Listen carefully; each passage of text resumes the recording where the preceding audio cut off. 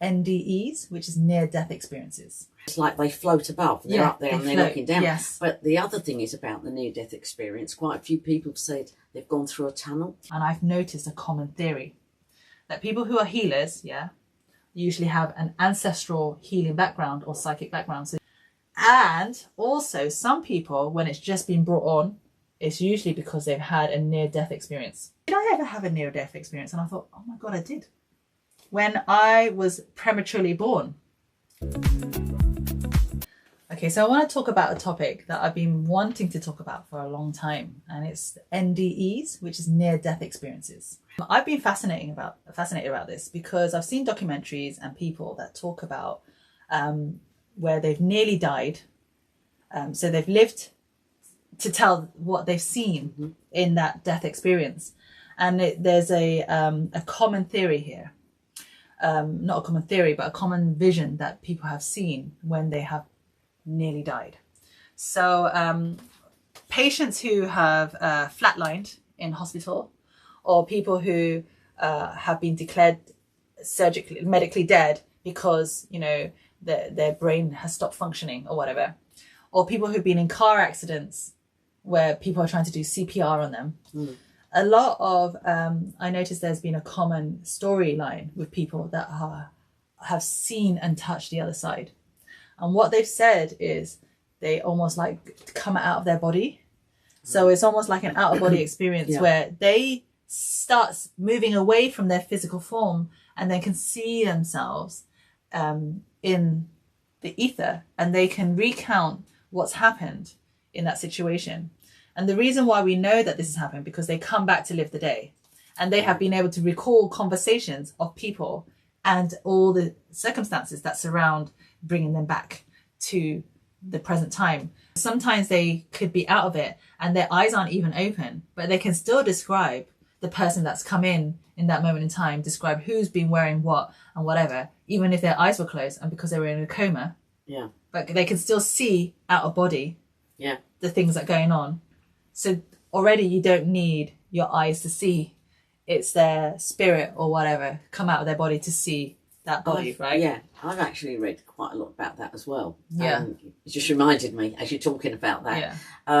Where people, it's like they float above. They're up there and they're looking down. Yes. But the other thing is about the near-death experience. Quite a few people have said they've gone through a tunnel. That's what I was going to say. Light. Yeah. And but when they've got there, it's like, oh no, you're not ready yet. Exactly. Yeah. So this is another common thing. So after they float out the body, people that have a near-death experiences, they see a massive white light and they're drawn to the light. And on the other side, apparently, they're greeted by all their soul family. All the souls that they have met in their lifetimes who are past, present or future, but they're all the souls that aren't in physical forms, but they recognize them as grandparents, uncles, ancestors and all that sort of stuff. And they are greeted by these souls. And maybe sometimes they don't recognize the souls straight away as one of their family or friend members or whatever. Sometimes it's just souls that they see as beings, but they don't actually recognize what type of beings. But they do have that conversation where they review the life. So people then see their whole life flashing in front of them, and they see it from every perspective. They see how they affected that person, and they feel the empathy of that person and how the interaction could have been better. So it's almost like reviewing 360 of everything that has ever happened in their lifetime in a million fast forward time frame, in a snapshot. And then they can start feeling remorse, regret, or how they could have done it better. And, you know, so they always have a lot of empathy when they've done that, because they kind of see, oh, I did a bad thing. Maybe when I come back, I'll do a better job of it. Anyway, so there's that life review. And then what happens is, like you said, the people will then say, or the entities on the other side will say, you know, you're not ready. Or they can say, I'm not ready. I want to go back, you know?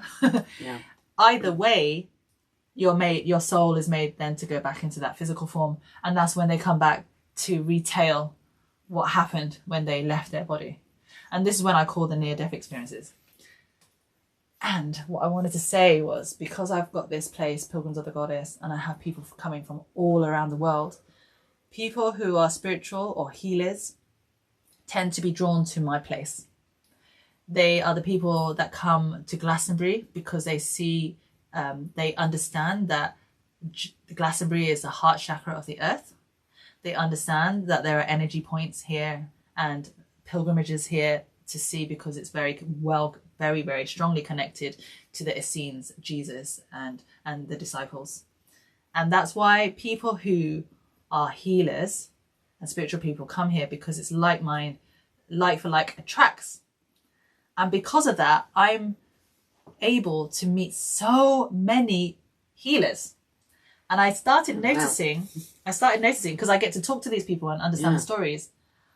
I get so much insight from these people. And I've noticed a common theory that people who are healers, usually have an ancestral healing background or psychic background. So usually there's a family member or some sort of ancestor that have had these abilities in the past. And it's almost like the memory's been triggered, and they've got that energy and they've got that skill set already, that muscle memory for healing or energy sensitivities.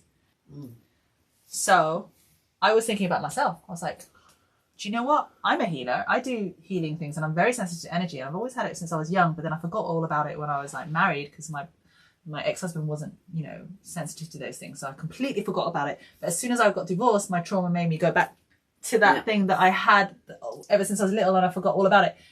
And I'm like thinking, did I ever have a near-death experience? And I thought, oh my God, I did. When I was prematurely born. And I realized, because I think my dad's family, they have those sensitivities. I know my granddad from my dad's side, he definitely had those abilities to see entities, and it was called the white mist, and a psychic told me about this, but that's for another podcast.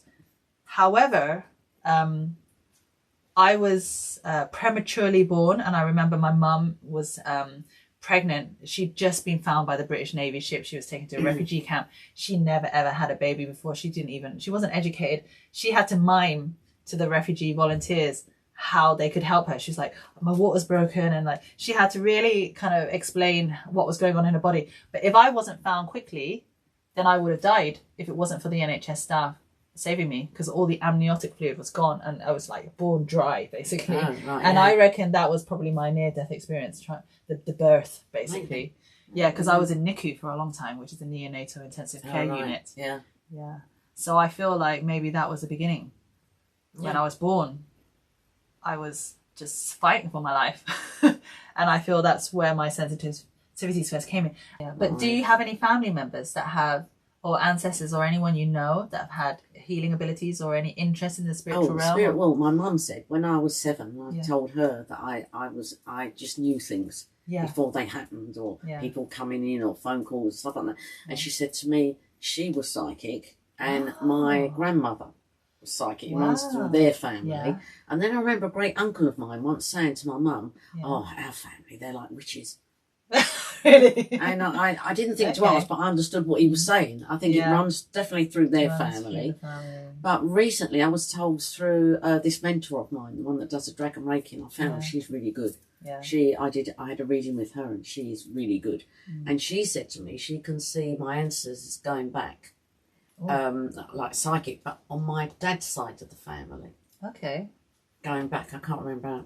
It skipped a generation though, because your dad's an atheist. Generations or something like that.